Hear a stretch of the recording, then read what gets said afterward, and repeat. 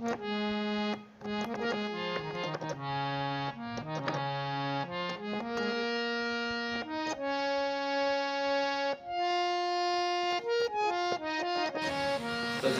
नमस्ते, बैठिए।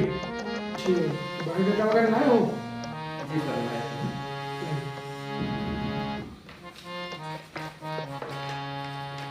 देख लीजिए। हंसराज, तो हंसराज जी कुछ अपने बारे में बताइए। पहले तो चश्मा नीचे उतारिए। सर, मेरा नाम हंसराज है। मैं रुदौली का रहने वाला हूँ और मैं इंटर पास हूँ। मैं बेरोजगार हूँ। आपका मैंने विज्ञापन देखा, सीधे आपके पास चले आया। ओके, तो हंसराज जी आप इससे पहले क्या करते थे? सर, मैं अभी कुछ करता नहीं हूँ। अच्छा, तो ये तुम्हारी पहली जॉब है। ठीक है, तुम्हारी उम्र क्या है? सर, मेरी उम्र 42 साल है। 42 साल, और अभी तक तुमने कोई जॉब नहीं की? सर, मैं अभी कुछ करता नहीं हूँ। सर, जॉब हमें लेने का कारण ये है कि मेरी माँ बीमार थी। इतने साल से सेवा कर रहा हूँ कि कोई देख रेख करने वाला नहीं है। और 4 भाई एक बहन है, और एक भाई मेरा जॉब करता है और अभी एक पढ़ाई करता है, और एक जो है वो गाँव में पिताजी की देख रेख करता है, सेवा करता हूँ। और मैं माता जी की सेवा करता हूँ। तो यही कारण है कि जो है उनकी देख रेख नहीं करेंगे तो कौन करेगा। और खाना बनाना, उनकी देख रेख करना, कपड़े छाटना, धोना।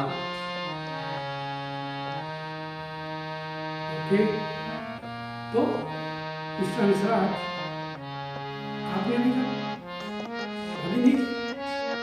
नहीं सर, मैंने शादी नहीं की। शादी नहीं की? तुम्हारी उम्र 42 साल की है, तुमने शादी नहीं की?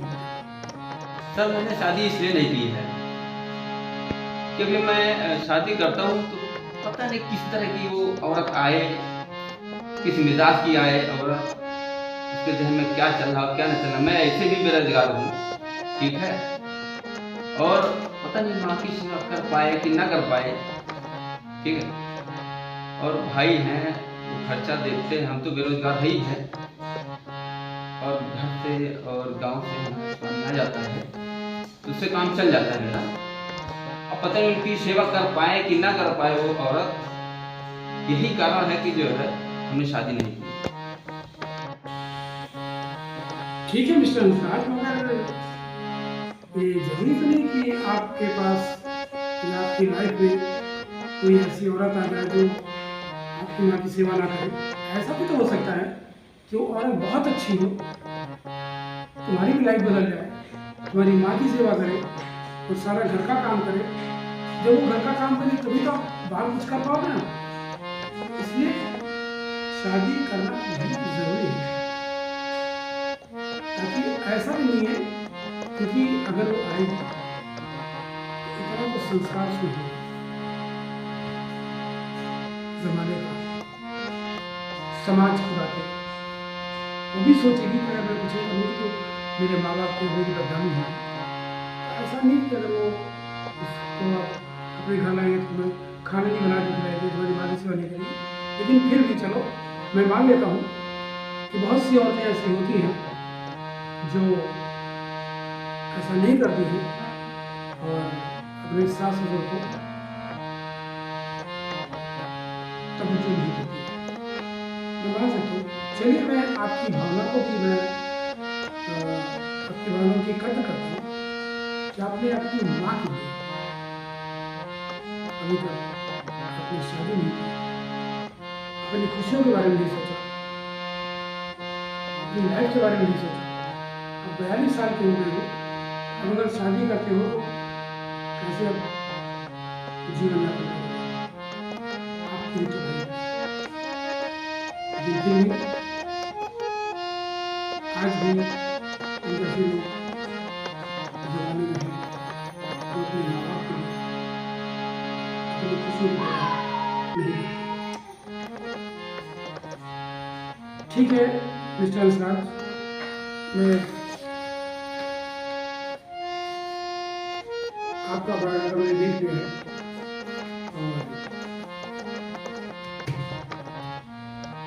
तो ये बताइए कि अगर हम आपको जॉब पर रख लेते हैं तो आपके घर में कोई प्रॉब्लम नहीं? नहीं सर, कोई प्रॉब्लम नहीं होगी। ओके, तो फिर घर में खाना बनाना और ये सब काम करना वो कैसे होगा? सर मैं सुबह सारा काम कर लेता हूँ, खाना बना लेता हूँ। छोटा भाई है घर पे, वो थोड़ा हेल्प करवा देता है। वो स्कूल चला जाता है और सुबह जब खाना बनाकर खा पी कर आएंगे, नौकरी भी कर लेंगे, फिर शाम को जाएंगे अपना खाना पीना बना करके माँ की सेवा करेंगे। ओके,